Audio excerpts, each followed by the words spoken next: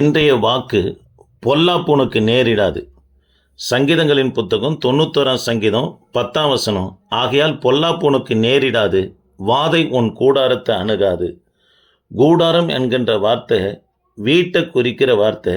பொல்லாப்புனுக்கு நேரிடாது என்பது எந்த விதமான தீங்கும் உனக்கு வராது என்று அர்த்தத்தில் தாவீது தன் மகனாகிய சாலமோனுக்கு வாக்கு தத்தம் கொடுக்கிறத பார்க்கிறோம். தேவ பிள்ளைகளே, பொல்லாப்புனுக்கு நேரிடாது என்பது, பொல்லாப்பு என்பது அடுத்தவர்களால் செய்யப்படுகிற மாந்திரீகம், கலகம், துர் ஆலோசனை, கூடவே இருந்து படுகுழி வெட்டுவது, உங்களுடைய தரிசனத்துக்கு தடையாய் எழும்புவது, இது ஒன்றும் உனக்கு நேரிடாது என்று சொல்லுகிறார். அதற்கு என்ன செய்ய வேண்டும் என்று தாவீது தன் மகனாகி சாலமோனுக்கு 9 சொல்றார்.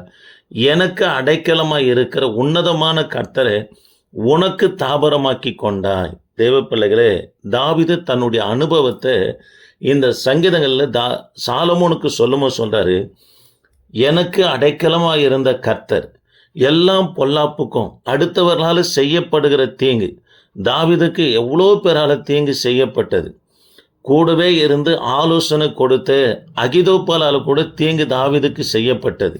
தாவீதுடைய மறுமனையாட்டிய இடத்துல தாவீதுடைய மகன் அப்சலோமையே பிரவேசிக்க செய்யும்படியான தீங்கை கூட யார் செய்தார்னா அகிதோப்பல் செய்தார்.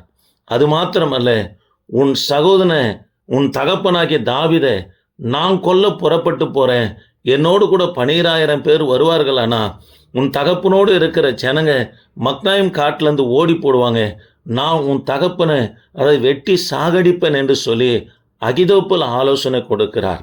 தேவ பிள்ளைகளே, இதை தான் சாலமோனுக்கு ஆலோசனையாக கொடுக்கிறார் தாவீது. எனக்கு அடைக்கலமாக இருக்கிற உன்னதமான கர்த்தரை, எனக்கு அடைக்கலமாக இருந்து எப்படி அடுத்தவர்களால் செய்யப்படுகிற தீங்கு பொல்லாப்புக்கு கர்த்தர் விலக்கி பாதுகாத்தாரோ.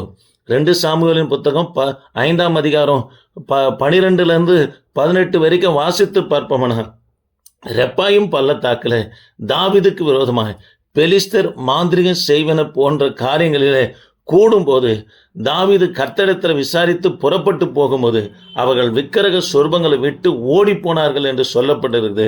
தாவீது ரெப்பாயும் பள்ளத்தாக்கில் அந்த சொர்பங்களை கூட்டி கொளுத்தினார் என்றும் வேதத்தில் நம்ம வாசிக்கிறோம். ஆக தேவ பிள்ளைகளே, அடுத்தவர்களால் செய்யப்படுகிற மாந்திரிகம் செய்வனும் சாலமோனே உனக்கு அணுகாமல் இருக்கணும்னா எனக்கு அடைக்கலமாக இருந்த கர்த்தரை நீ உனக்கு தாபரமாக்கி கொள்ள வேண்டும் என்று சொல்லி ஆலோசனை கொடுக்கிறார். ஆக எனக்கு அன்பான கர்த்தருடைய பிள்ளைகளே, கர்த்தரை நாம் தாபரமாக்கி கொள்ளும்போது நம்முடைய குடும்பத்திற்கு, நம்முடைய பிள்ளைகளுக்கு, நம்முடைய ஊழியத்திற்கு யாருடைய தாபரம், யாருடைய அடைக்கலம் இருக்கணும்னா மனுஷனோ பொருளோ யாரும் அடைக்கலம் இருக்கக்கூடாது. கர்த்தர் மாத்திரம் அடைக்கலத்தில் இருப்பார். ஆனால் தேவ பிள்ளைகளே, உன் வீட்டை அதாவது வாத அணுகாது, பொல்லாப்பு உனக்கு நேரிடாது, அடுத்தவர்களால் செய்யப்படுகிற காரியங்கள் ஒன்று அணுகாதபடி என் தேவனாகிய கர்த்தர் பாதுகாப்பார். இந்த சங்கீதத்தின் பின்னணி சொல்லி அடியன் முடிக்கும்படியாக விரும்புகிறேன். 1 ராஜாக்களின் புத்தகம் 1 அதிகாரத்தில் தாவீதுக்கு 8 மனைவிங்க இருந்தாங்க.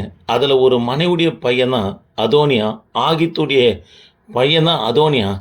இவன் தாவீதுக்கு சாலமோனுக்கு விரோதமாக எழும்பி தான் என் தகப்பனுக்கு பிற்பாடு ராஜா என்று விருந்து உபசரிப்பு செய்து மற்றவர்களை இஸ்ரவேலுக்கு முன்பாக தன்னை ராஜாவாக நம்ப பண்ணுகிறான்.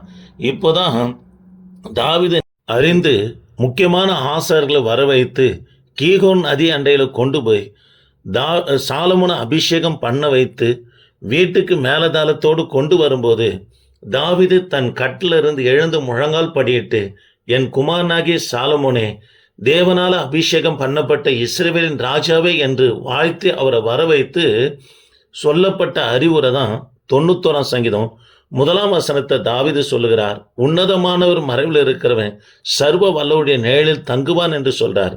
2வது வார்த்தை சாலமோன் சொல்றார், நான் கர்த்தரை நம்பி இருக்கிறேன், அவர் என் அடைக்கலம், என் கோட்டை, என் தேவன், நான் நம்பியிருக்கிறவர் என்று சொல்லுவேன் என்று சாலமோன் சொல்லுகிறார்.